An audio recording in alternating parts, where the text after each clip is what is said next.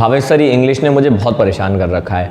समझ में ही नहीं आता कि ये कैल्शियम होना चाहिए कि सेल्शियम होना चाहिए।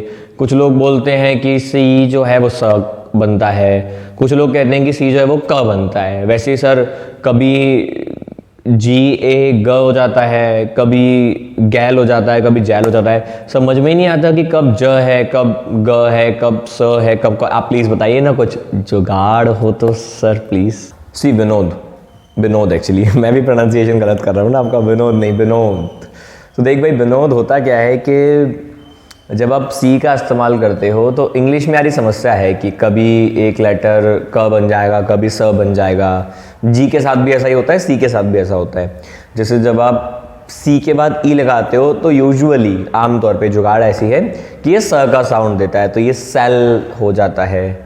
या सी के बाद आप आय लगाते हो तो सिनेमा हो जाता है। तो जब आप ई लगाते हो या आप आय लगाते हो तो आम तौर पे आप देखते हो कि सी जो है वो स का साउंड देती है।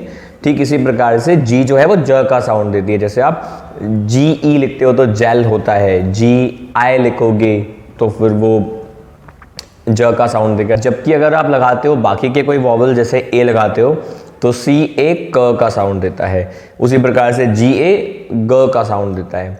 अगर आप कॉन्सोनेंट लगाते हो तो भी आमतौर पे सी के साथ में क और जी के साथ में ग का साउंड आता है। For example clarification, clear, clear, तो सी के साथ कॉन्सोनेंट आ रहा है और एक क का साउंड आया। उसी प्रकार से जी के साथ आप देखते हो ग्लेयर, ग्लैमर, ग्लैमर बहुत कॉमन वर्ड है ना, ग्लैमर। ये आमतौर पे होगा, बेसिक जुगाड़ होगी, ऐसा नहीं कि हर बार अप्लाई हो।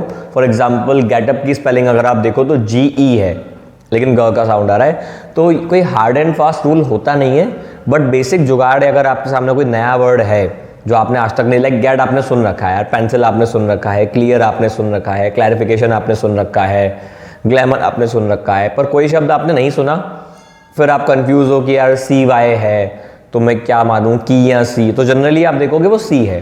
किसी स्पेलिंग में आप देखते हो जी ई है, आपको नहीं पता कि वो ग है कि ज है।